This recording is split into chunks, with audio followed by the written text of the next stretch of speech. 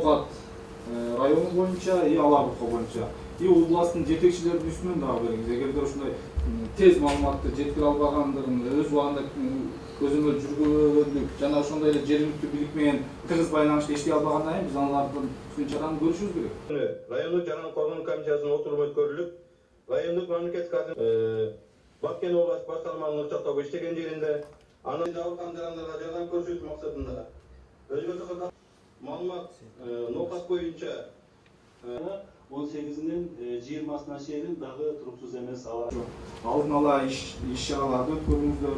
Мындайча айтканда ыкчам чара көрүлсүн. Баардык жерлерде иш аракет алдын ала иштерди жүргүзүү жагын мен милдеттендирип берет элем. Ушул 12-синен 16-сына чейин. Андан кийин дагы 17-сине дагы 18-20-сы дагы үйлөрдүн бирин аба ырайынын туруксуз тургандыгын айтып атат. Эми аны жакынкы убакытта дагы биздин гидрометтин берген маалыматы боюнча дагы иш аракет алып барсак, ал эми ага чейинки могу иш күндөрдө дагы бир жолу эскертип кетем.